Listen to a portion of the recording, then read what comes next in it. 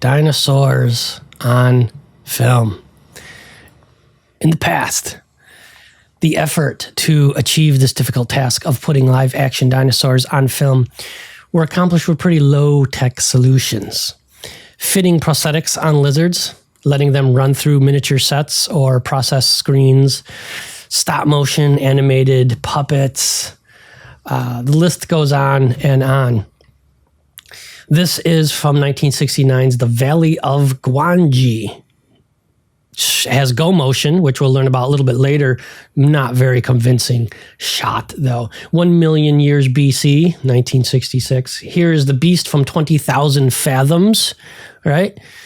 It looks pretty much like a little stop-motion clay toy running through a toy set, doesn't it? So long history of dinosaurs on film, and it has been challenging. Right? The Land That Time Forgot. I don't know what that little guy is all about. Destroy All Monsters. That's the actual name of the film. And just judging by this insane promotional still, you have to see this movie. It looks great. Whatever the hell this thing is, right? So dinosaurs on film have been a challenge to look good. When Jurassic Park was written by Michael Crichton and Universal and Spielberg won the rights to Jurassic Park in the early 90s, Steven had to rethink his own rule. He always said that he had a terrible time with a shark on the water that we've talked about before. And he had really limited performance with E.T., and he famously said he'll never work with another creature that had, and I'm quoting him, cables coming out of his ass. That's his quote, not mine, okay?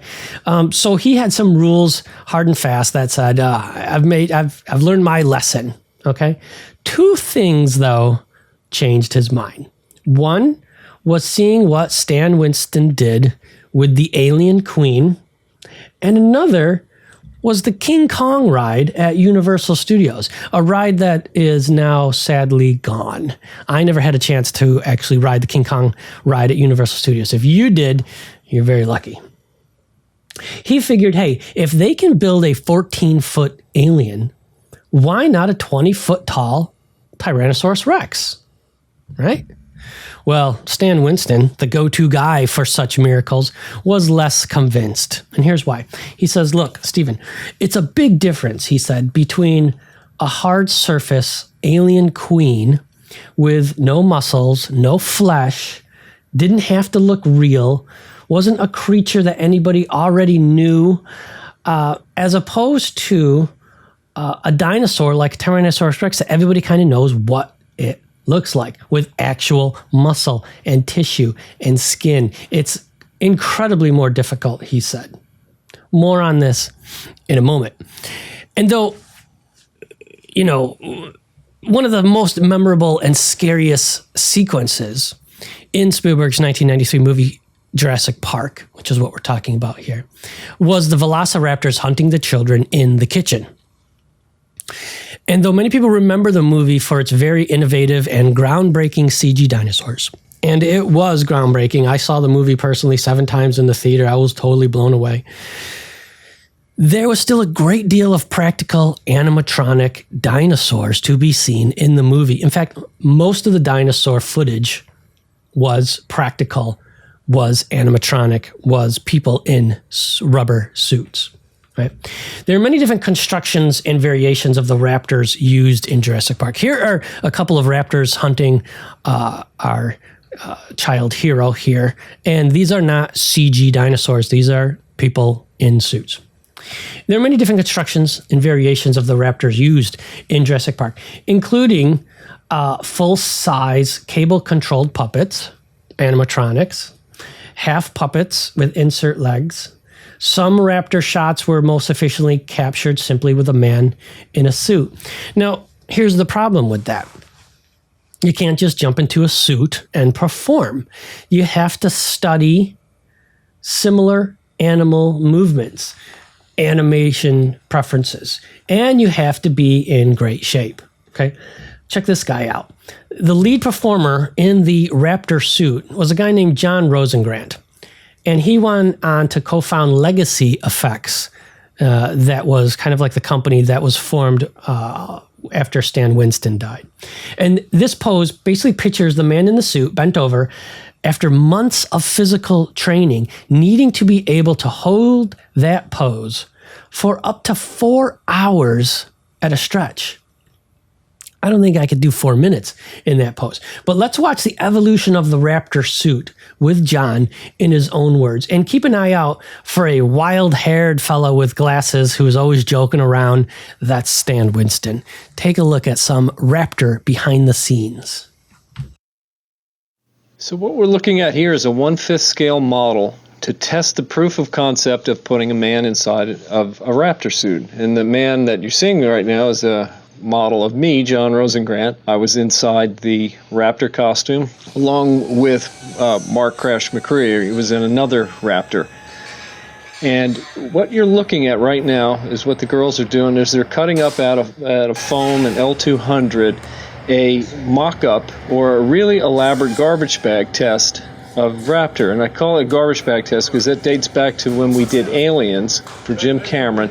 We actually constructed a queen alien full size out of garbage bags and foam core, similar to this, but to prove that proof of concept. And what we're doing right here is the same thing. It's just a little bit more elaborate version.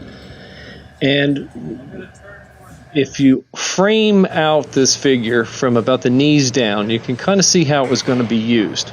And in the film, there's several scenes where it's used. There's two of them walking in the kitchen, and we did exactly what we're talking about, framing it out from the knees down.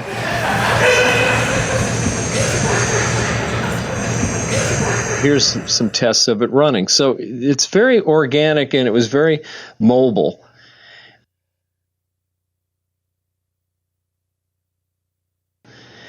So it was trying to figure out all the ways to make this stuff work. Right now you're looking at a kind of an elaborate test of a neck mechanism that Stan had come up with. It was very clever. You can see Stan's kind of working on, with me, part of this chicken head bird-like movement. And inside of it, I actually had rods that controlled the basic head move and tilt and turn. And so all of this was being refined during this process. And the idea was that the eyes and the jaw and the arms on it would end up being radio controlled. But here's the beginnings of getting that sort of bird-like head movement. Crash and Stan are joking around with, but what we were doing is trying to work out the range of movement. And Stan's doing other things. Always the joker. But at this point, what you're seeing is Crash and I would train together and get ready for this. But at this point, there's rough skins on this. We're really starting to refine, how it's going to work, get control of the head. And at this point, I think I may have control over the jaw. I'm not, to be honest, I can't remember if that ended up being separate or not, or if we ended up controlling. No, I actually do remember now. We had control over the jaw and the head moves. You can see it's come a long way since the very first test. Here, it's very mobile. Now, these are the legs for the scene which was attached to the whole suit where I step in the doorway and it stands up and it starts hooting for the other Raptor to come in the kitchen. Here it is with the paint is getting, closer and more finalized, starting to look like something at this point. And later we ended up getting the RC arms working to get a bit of motion there. We got a bit of blink. Well, I hope you guys enjoyed this exclusive peek behind the scenes into the making of the Raptor suit for Jurassic Park. It's fun for me to look at this after all these years. It was quite a personal challenge, physically very demanding to be in these suits, but very rewarding to be part of this groundbreaking historic film.